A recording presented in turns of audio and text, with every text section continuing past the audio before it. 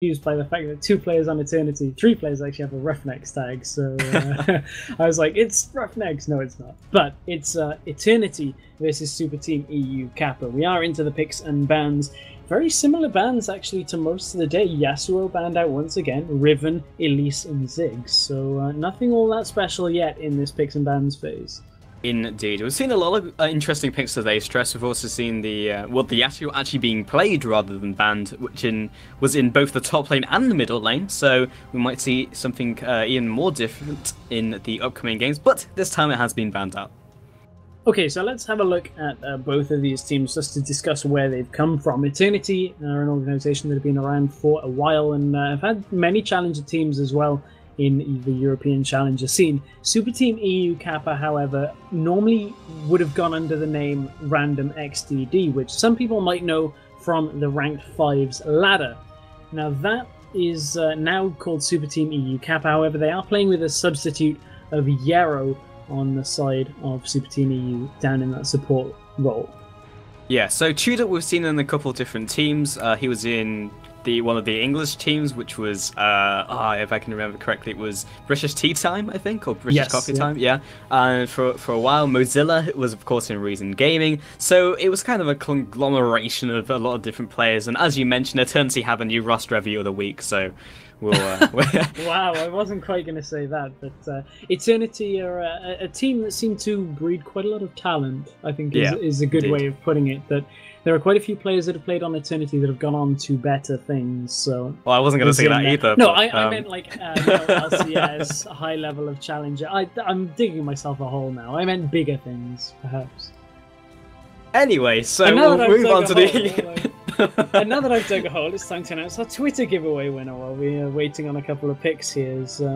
Yeah, there we go. Eternity have settled finally on Rengar, who has been picked up. So our Twitter giveaway, we were giving away an Evo ZX headset. We do have 5 to give away this weekend. So our first winner is, and I hope I'm pronouncing this right, is Lignum Silver. We'll be in contact with you about how to get your hands on that headset, but congratulations. You have won the first Evo ZX headset. We'll be giving away another one today and then 3 tomorrow. So make sure you join us later in our next Best of 3 series where we'll be giving you the info of how to win yourself a creative Evo ZX headset. Now, what will we see out of Superteam Kappa? You can take their name into account by the fact that they're probably going to troll us on the picks and bans phase, so I don't expect to see Teemo locked in here. Yeah, I mean, it wouldn't be Superteam EU Kappa without a hover over Teemo or indeed Heimerdinger, so we'll just wait until they actually settle on a legitimate champion. But Rengar is a champion who we've seen a lot of in the top lane, usually isn't picked if obviously Shyvana or Dr. Mundo is open, but it's just very difficult to push out. He offers a lot of burst if you build up him damage, he'll generally like to gank the middle lane at level 6, and then apart from that, he'll build tank and he'll like to split push, but he's just very difficult to play against at the moment. Locked in Evelyn have Superteam EU Kappa, who we saw the predictions coming into the preseason patch that Evelyn would be stronger with the changes to Vision. We saw that for a little bit and then Evelyn got banned out quite a lot. Teams started really to focus their play around shutting Evelyn down. So we've seen Evelyn have great success. It just depends on how well Eternity can do trying to spot out Evelyn as often as possible to really just try and get a good enough read on her jungle pathing so that you can prepare for those ganks. Eternity on the other side will be looking to pick up Thresh. There are a couple of big picks available. Lucian's still available, Sivir as well, and Jinx, who it looks like they're hovering over here. Yeah, Evelyn is a little bit of a risky pick, and I say that because if you do not get these early ganks off, then you don't transition well into the mid game because she kind of falls off at that point and then perks up towards the late game again. But Evelyn, if she goes for a gank, doesn't work out and dies, can work out horrifically because there's a lot of junglers who can capitalize on a jungler who is behind, specifically like Shyvana, like Elise, and it makes it very difficult to catch up past that point. So Evelyn needs to get those early ganks to work, and as you just mentioned, if you get the correct read, then it makes it very difficult for Evelyn to do anything. ChewdUp will lock in Lucian, as that will be his AD carry, and looks like that the pairing of ChewdUp and Yerrow, who, as I believe you did mention earlier, did play together on British Tea Time quite a while back. I wonder how their synergy will be on this one, because it's a little bit difficult to go straight back to duoing again with somebody that you've played a long time ago with. So that'll be one interesting factor in this game. Wonder who Ginsu is about to pick up. Yeah, we'll see if they can kind of get that out of their memory banks and come back into how strong their bottom lane actually was in that UK team. So Ginsu, I got confused because I thought that was like Ginsu, and yeah, but Strategas of course did pick up the Jinx and have got that very solid bottom lane of Fresh and also the Jinx combination. So ChewdUp picking in the Lucian, synergizes very good with every other support because he just trades off very efficiently with every other AD carry. So it doesn't he doesn't need a support to complement him all that well, but Annie is already being picked. Yeah, now we're looking for Eternity's final two pickups here. They know the jungler, they know the top lane out of reason, so they can't pick. They can't look for a counter pick in mid here, so they have to pick something that's going to be consistent. I wouldn't be surprised to see a Gragas or Orianna, two of the more consistent mid laners. Very safe to farm, not really that much of a risky pick. So I wouldn't be surprised to see that. Gragas has been hovered over, and Vi in the jungle, perhaps. It looks like those will be the two pickups there. Yeah, so again, Gragas is something we see in the mid lane almost every game alongside Orianna, if those are both open. And then Renekton in the top lane against Rengar is basically, if you have action in the early game, you can get a kill. If not, then they farm out till 40 minutes. So they have the chance to literally do nothing. But by having that jungler, they might have the opportunity to kind of swing that one way or the other, especially with Evelynn being on the board. Yeah, and they had the hover over on LeBlanc. That's just to keep in the minds of Eternity that LeBlanc is a champion that a couple of members of Superteam can play. And again, unsurprisingly, Vi gets picked on one side with the counter of Kayle open on the other. Now, Vi's not really a strong enough champion to first pick in this kind of scenario, so there's no point in banning Kayle, because you're not going to first pick Vi, you're going to first pick a Rengar or a Shyvana or a Mundo. So that's why this Kayle is being left open as that counter pick, and I think that's a very smart pickup here from Superteam.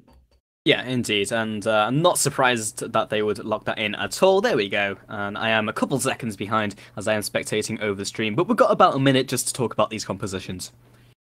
Yeah, we've got a little bit of time. It's not too surprising, as you said, to see that Kayle. Eve is a little bit more of a surprising pickup, but it's a champion that has the place in the meta. Not quite as strong as Eve used to be, although with the vision changes can get into lane, but you can see her coming if you ward around her camps, ward in the right places. Now, we're going to head to a very short...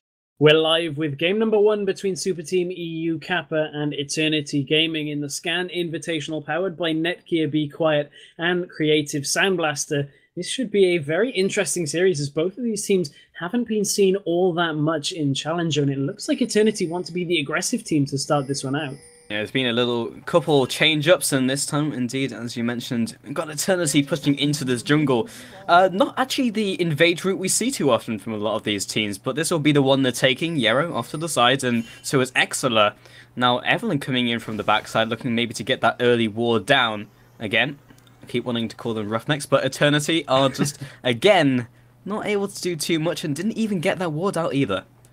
Yeah, although Ginsu has to be a little bit careful there. He is stealthed, but of course, being in close proximity to a member of Eternity would spell trouble for him. But looks like neither team are going to be overly aggressive here. Warding out from Yerrow is going to be in that bush, so they will force out the red trinket already. Yeah, not a bad trade, as in fact they have gone for the red trinket first instead of going for the full lineup of those warding totems, which is something we do see from a lot of teams shown by Superteam EU Kappa. So everyone going to go for a more standard start, and Ginsu will just find himself up at red buff, and we'll have to start with the blue buff, which is something that not many junglers do, but Evelynn really needs mana regeneration. Yeah, that mana regen is incredibly important, and also the cooldown reduction onto those hate spikes allows to clear earlier. A point about the trinkets, there's a few different schools of thoughts on who should be buying the red trinket to start the game. A couple of players I've spoken to, predominantly junglers, have said jungle likes to have that early as you get good map control. There's more fluidity to having that if you can spot wards around the map, allows you to set up ganks. However, I've heard a couple of AD carries and supports actually talking about picking it up on the AD carry, because in that bottom lane, if you can red trinket out their ward, the AD carry can clear the ward very easily, and it means that you don't have to force your support, especially if they're melee range, to come forward to clear a ward. So there are a few different strategies with the wards, and talking about strategy, Strategas gets taken very low in that bottom lane. Yeah, and if you had actually gone for the red trinket on Strategas, he wouldn't have been able to get anywhere near that ward, so not like that's a viable solution. But that's kind of ChewdUp on Lucian in a nutshell. Like, Lucian will trade against any other AD carrier very efficiently. One of the reasons why he's so good right now, and it just means that they're going to have to play a little passively until they land that clutch hook. Yeah, and Yerrow's picked up the Doran Shield to begin this game, as opposed to the Ancient Coin. However, in the mid lane, Exileh is under attack. Indeed, Ginsu from the side, however, Tiridus wants this kill. Body Slam picks up the first blood. Ginsu is still trading off. He will claim that kill. Red buff is ticking down onto Ginsu, onto 7 HP. Mowarth is keeping up the chase. He's got the Vault Breaker, not quite in range. Already utilized his flash. I don't think he can get in range. He definitely sees him, and oh. Very close. Ginsu was trying to get the stealth back on, managed to get it, but was just being chased out in close proximity. So a 2-for-1 trade in favor of Eternity off a nice play there by Tiridus in the mid lane. And just to finish that point in the bottom lane, that Doran Shield is going to allow Yerrow and Chew to be a lot more confident in their trades, provided they don't get hooked, because they'll be able to take more damage. Yeah, and MikeyR already being ignited in the top lane from Mozilla, just exerting that dominance, and Mowarth looking for the next gank onto Exileh, knocks him back with the Vault Breaker, gets the denting blows. Tiridus lands a very easy barrel roll and picks up another kill as Nico's in the bottom lane, picks up the kill onto ChewdUp. Yerrow has been hooked away from his AD carry, and Strategas retreats on very low HP. And it's so strange to see 2 kills already from a Vi in the jungle, and in fact 3 that they were all involved with. And it's just so strange to see a Vi gank the same lane and get 2 kills get a kill in both times, because Vi normally doesn't reach her peak in ganking until level 6, where you get Assault and Battery. But this early on, that's a great start for Eternity, 4-1. Yeah, like, Vi's upfront burst early game is massive, and especially when you get, like, the damage spike at level 5 as well. You can basically just Vault Breaker, channel that, combo that in with the rest of the damage from your lane, and that sometimes is enough just to kill your lane opponent, as we've seen on Exileh. So that's put him 0-2 this early into the game. Actually hasn't upset the CS too much, but definitely has upset that lane with 2 kills on Gragas.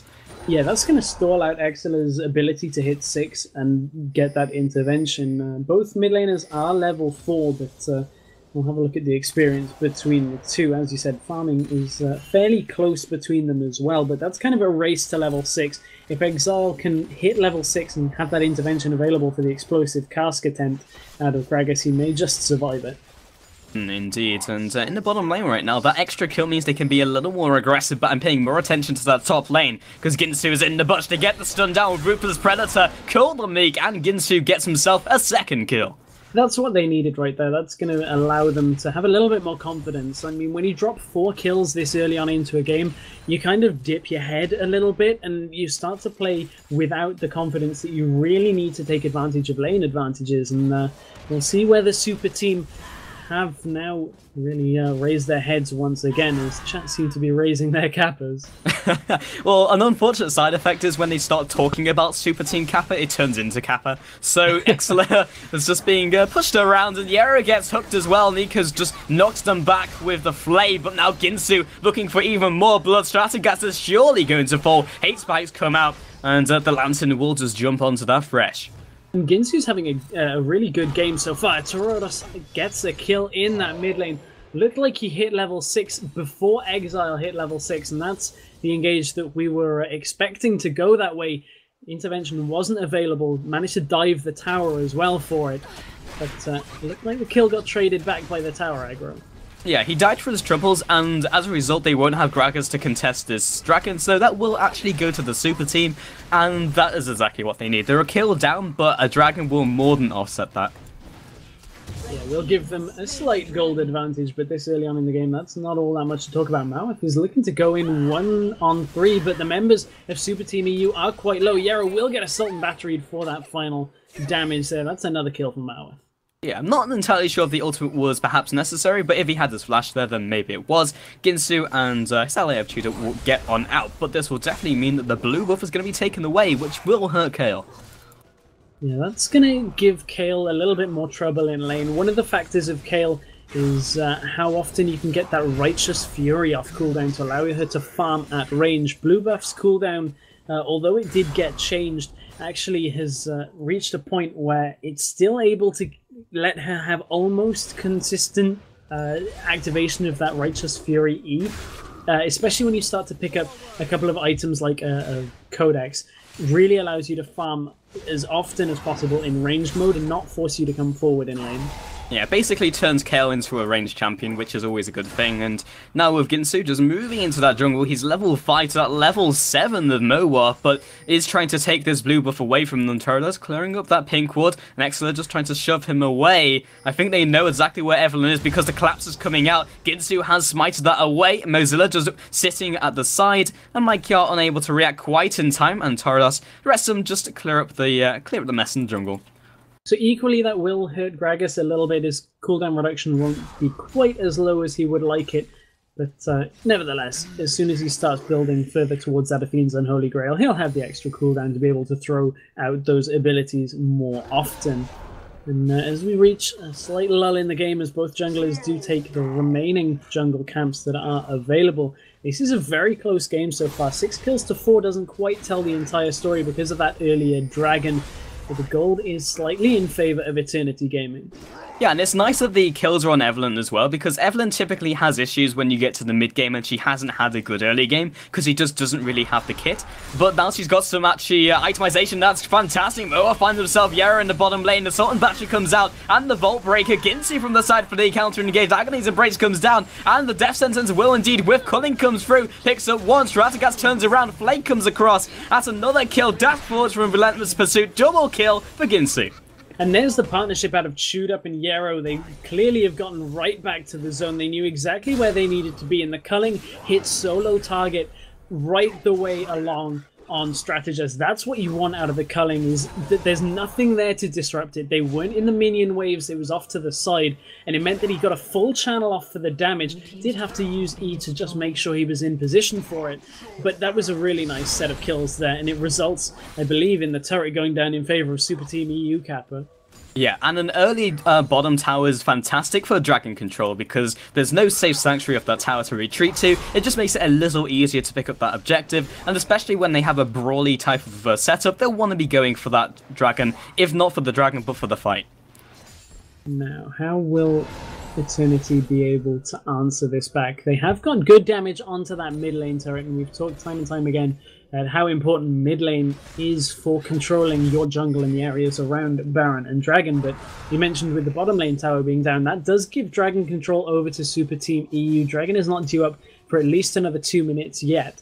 So what will Super Team EU be able to do here with the access to rotate their lanes here? With that bottom tower down, there's not all that much need other than to stop the aggression from Eternity in that bottom lane for their duo pairing to go back down there, which they are.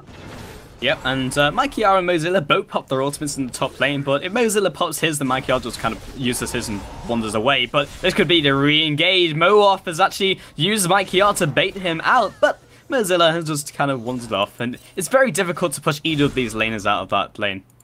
It's really weird to see Renekton not be able to push his lane opponent out. I mean, MikeyR has taken a lot of damage, but you saw just there, MikeyR manages to heal that one straight away, gets himself back up above half health. But Renekton was for so long known as a lane bully and so difficult to deal with up in that top lane that in this current meta, you don't see as much Renekton. He's still picked fairly often, but it's not the 100% pick ban that we saw for a long time with Renekton. Just a very interesting piece of this pre-season patch.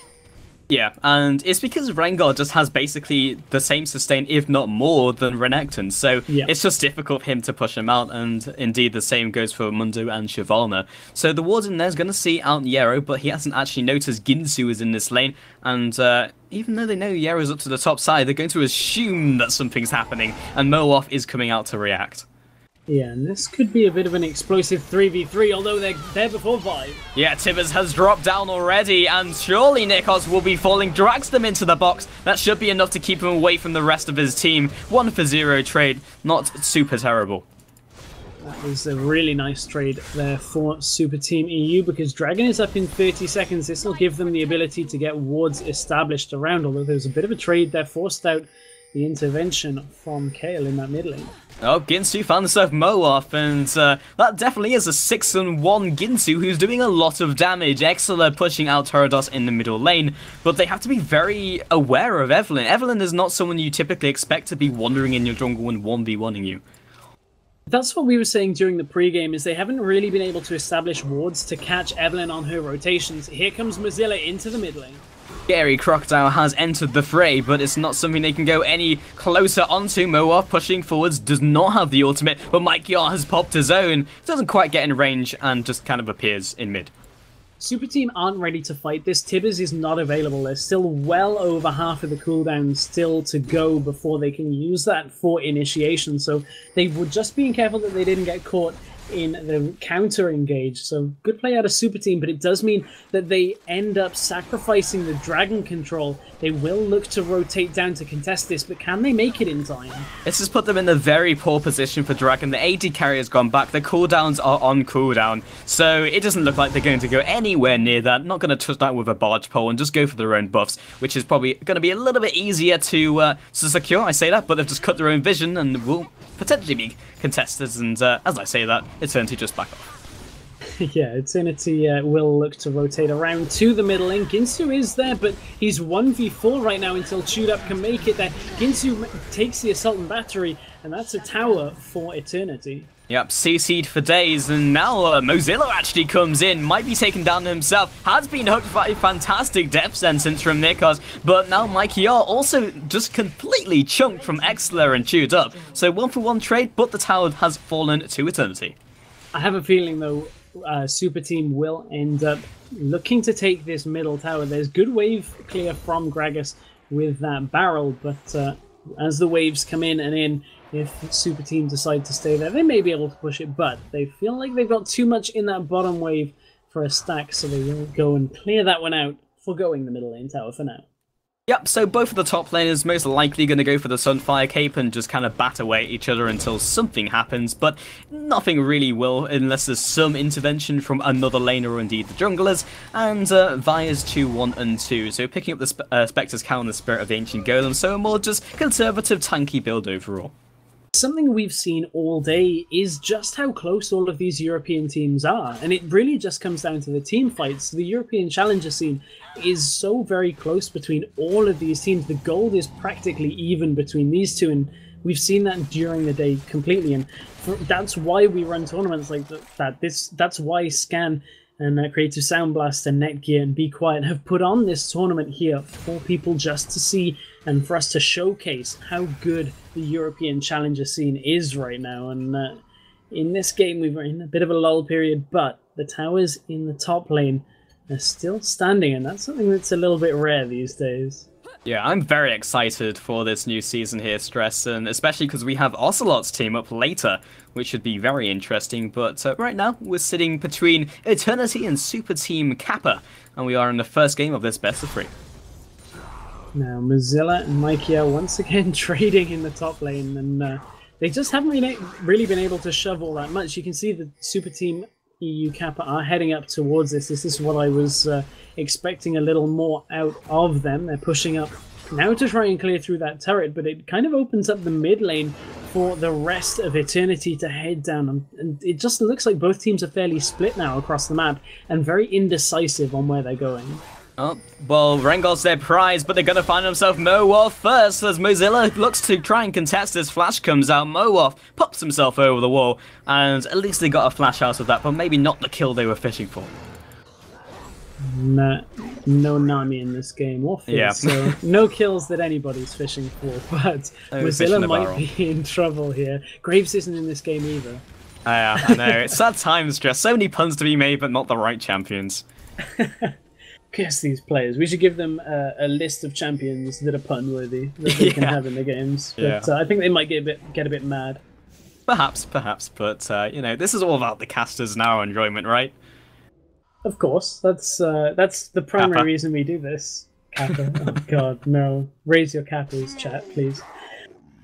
Anyway, so Ginsu just finds himself out in the jungle. They're going to clear out these wards, and none of these pink wards have actually survived for very long in this game. I think is something we can say here, Stress.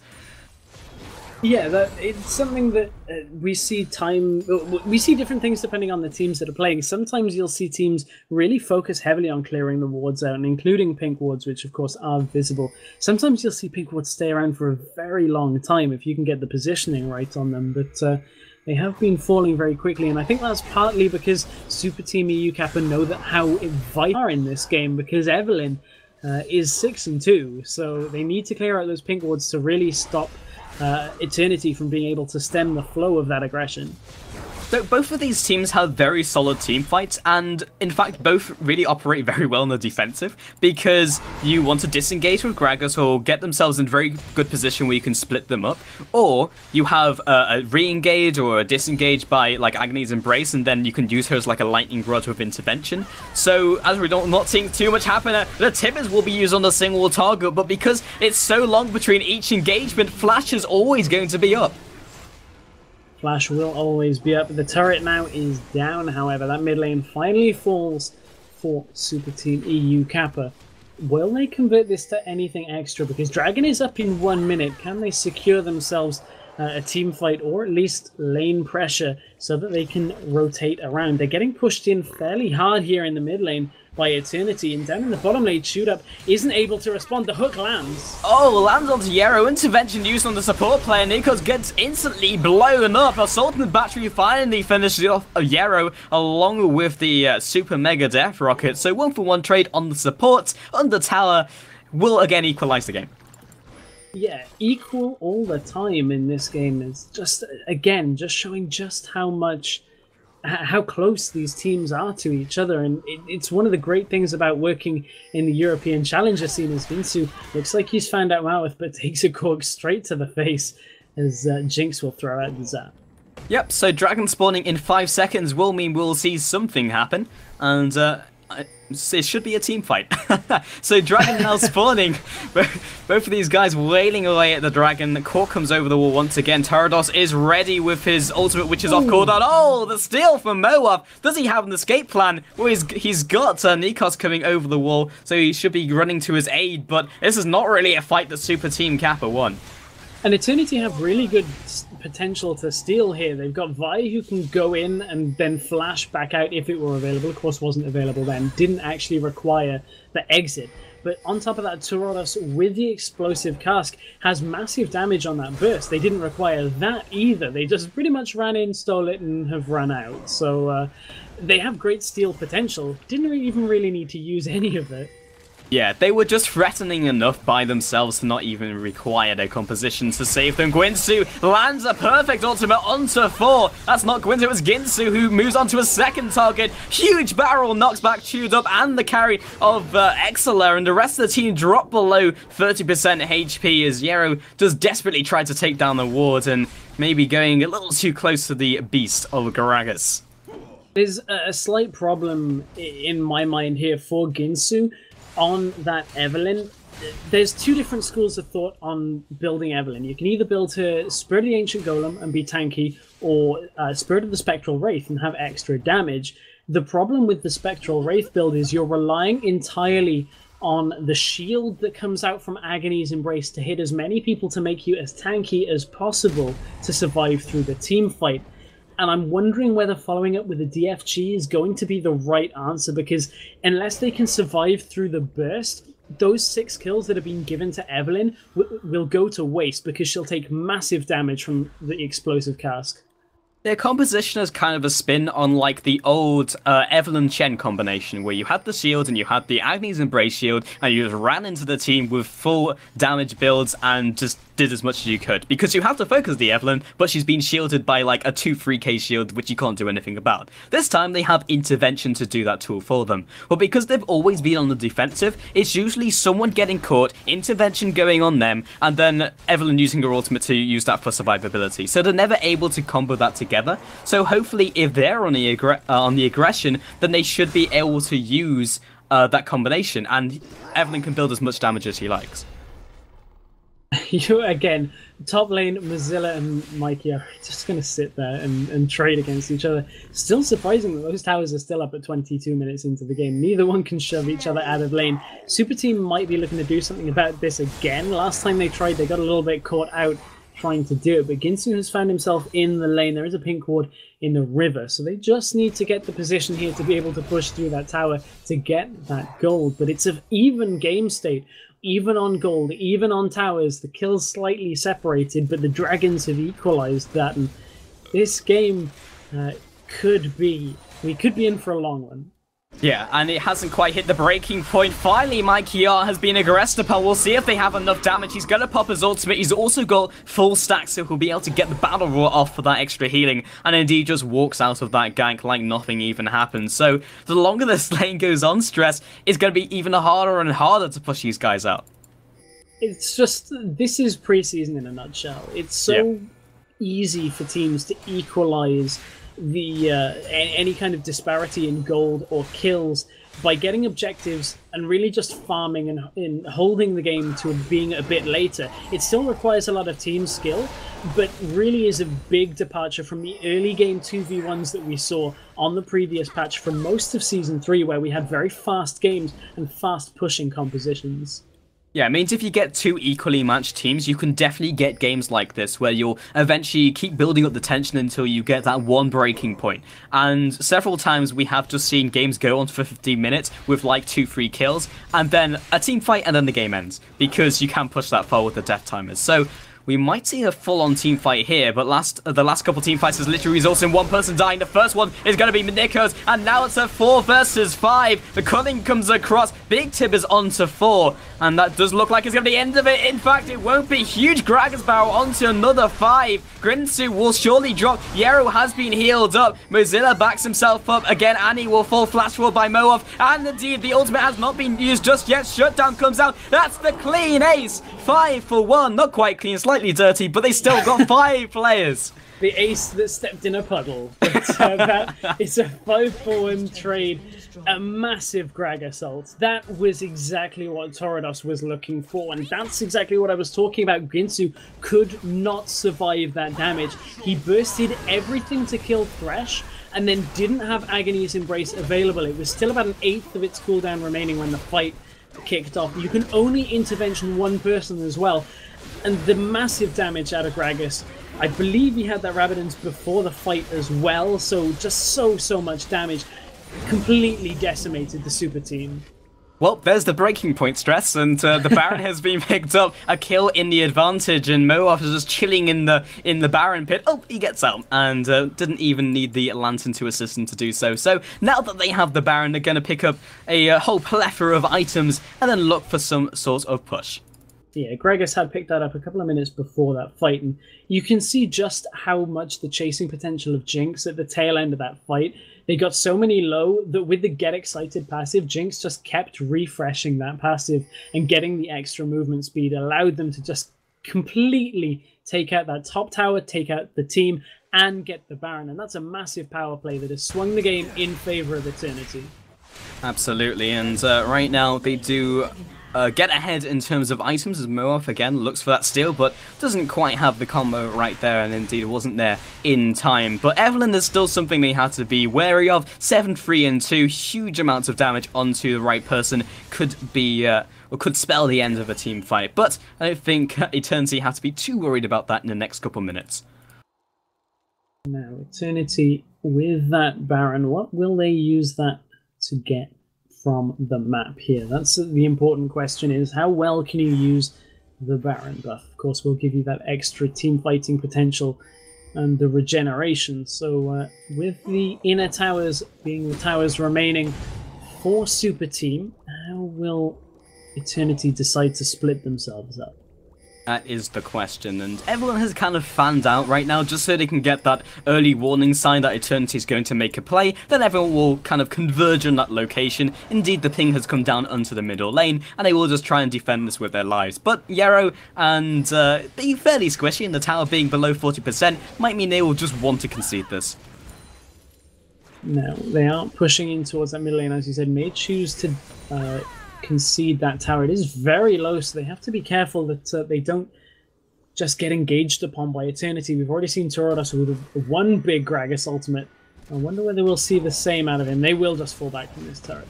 Yeah, indeed. And now that the outer turrets are also up, we might see Eternity just go to a different lane, push it in, look for another tower, and especially with Jinx, as long as they have a couple seconds, they should be able to take it before we see Superteam EU Kappa react, but they can't really go for an inhibitor turret at this stage.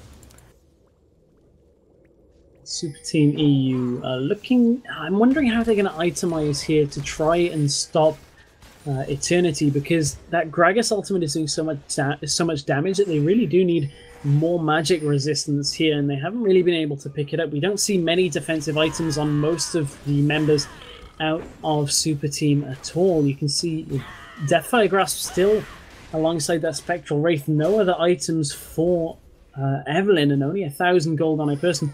Wouldn't be surprised to see perhaps a Zhonya's Hourglass picked up, or maybe even a Banshee's Veil, just something to survive a little bit longer in these fights. It's very difficult to drop the Gragas before he combos you as well, because it's not a champion where you can be like, okay, we nuke him down during the team fight, great. Tiridus is most likely to use his ultimate very early on. We saw it later on because that was a very odd team fight at the top, but normally you'll see it towards the start of the fight, so you can't look for that focus before he's already expended it. And then we see a re-engage right here. Ginsu, they have now focused Tiridus. He doesn't get a perfect ultimate this time around, and 1-0 will be the scoreline as Mozilla is pushing very hard into that back line. MikeyR jumps right back in again, and the slam and combo from Mowarth picks up another double kill, 2 for 3. They're very slowly turning this one back around. Triple kill comes in for Exileh, but should be shut down. The double kill from MikeyR.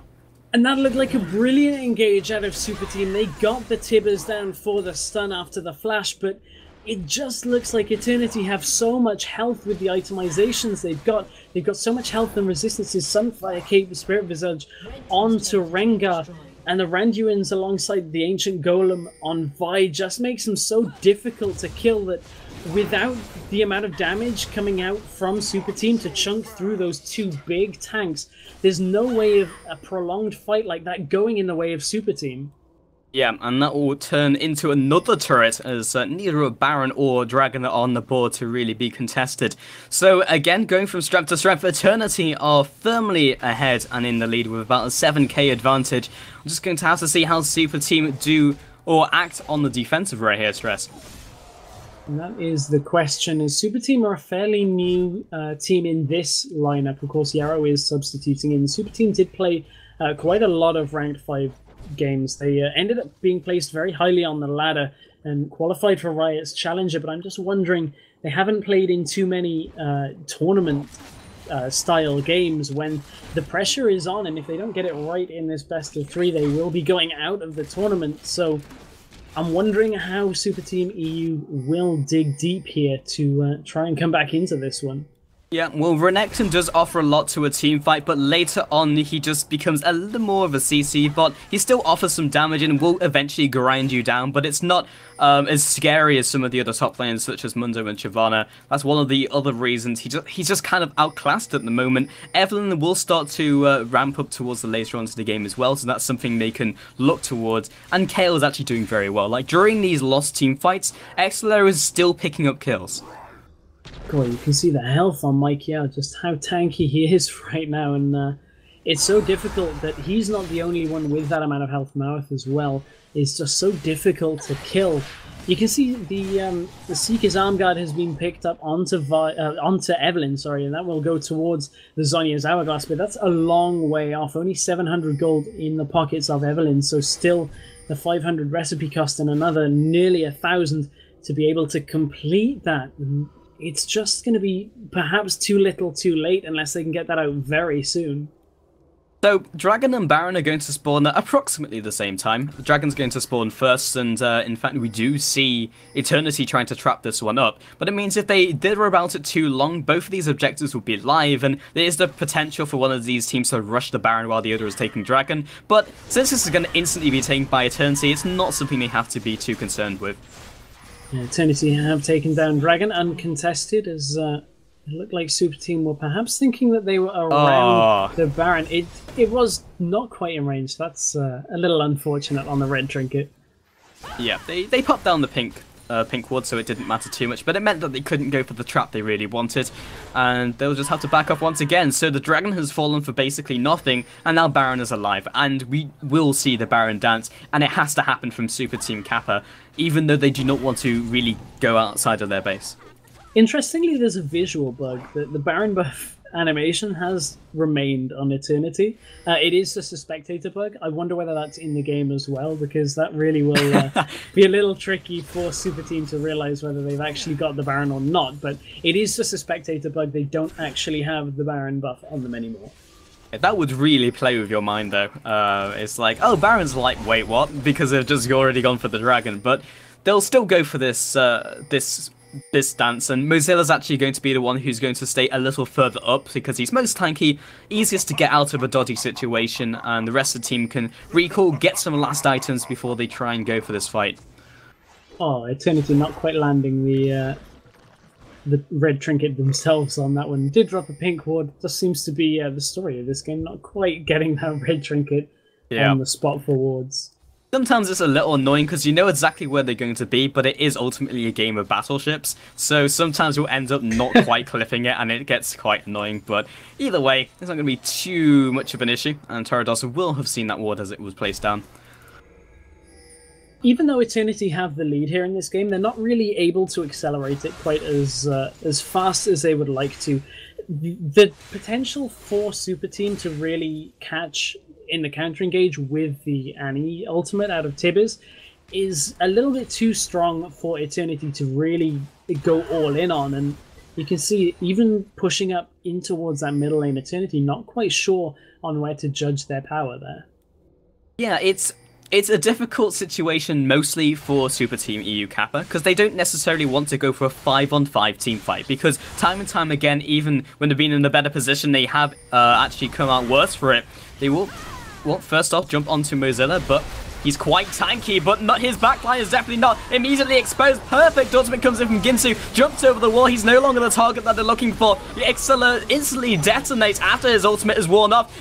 Oh, the jump after ChewdUp, after he uses his relentless pursuit. Now Ginsu is back into the fight. Mowarth picks up the kill with Vault Breaker. Mozilla is finally dealt with Gragas and returns the rest of his team. Mowarth should bleed out here, indeed he will. ChewdUp is so very low, but he's able to lifesteal off MikeyR. The baller does not quite connect, and Yerrow and Mozilla are slowly grinding MikeyR down. He is actually very, very tanky, and ChewdUp cannot quite get in range, but this should be this very slow ace, as he has been locked up underneath the turret. There's the ace from Annie. Annie picks up the ace. And there's the counter engage out from Super Team. It looked great for Eternity. They even managed to get the assault and battery all the way through onto ChewdUp, but he dragged Vi so far away and managed to survive that he just sat around in the back, taking down as many members of Eternity as possible. And the fact that ChewdUp survived on such low health turned that team fight in favor of Super Team EU, because Mozilla did a great job of holding as many members of Eternity away from him as he managed to lifesteal and land as much damage as possible, but he's perhaps overstayed with the recall because he gets hit by Zap, and there's the super mega death rocket to pick up the kill. 50 seconds on that death timer, and he's going to be in the death chamber for that long. This might be what they're looking for to pick up the Baron, and that would be disastrous for Super Team EU Kappa. And now as Eternity look to re-establish control of this game, they head towards the Baron area. They should be able to clear that one out, and I'm not sure how much that Super Team EU Kappa can contest this one. The only way in really is a flash in from Ginsu, so he has to come around the side, but already pink warded out. is that area. So good zoning already from Eternity. Yeah, MikeyR already selfed up. They're in fact gonna just go for the team fight. It's 5 versus 4. They know they'll win it. Exileh has already just tried to back himself up. They do have their cooldowns available. Intervention already used on top of Mowarth's Assault and Battery. Yerrow is being locked up by Nikos and also MikeyR, who is still on the back line. Mozilla is so tanky, but with 5 men wailing on him, he should eventually die. Zap will land. Yerrow trying his best to zone him away. Might die for his troubles. In fact, he will. And Mozilla drops to the body slam of Tiridus. And that, again, is an example of how Vi... well, no, actually, it's not an example of how Vi into Kayle should go. I nearly got that very, very wrong, as Eternity were the ones that picked that one up. Despite Vi ultimating Kayle, Kayle managed to die fairly quickly on from another big explosive cast from Tiridus. And that might even be the game here, is Eternity have all 5 members alive and only 2 members of Super Team remain. Yep, Ginsu has dropped himself into Zhonya's, but instantly taken down. Now they have the AD carry, but 1 versus 5, it's not going to be what they're looking for. Ace comes in for Gragas. The Nexus turrets will drop, and that's GG. First game going to Eternity. And that was such a close game right up until that Baron play. And that is the end of game number 1 here between Eternity and Superteam EU. So we will be back with game number 2 very shortly, guys. Stick with us here on Ready Up TV for the Scan Invitational Winter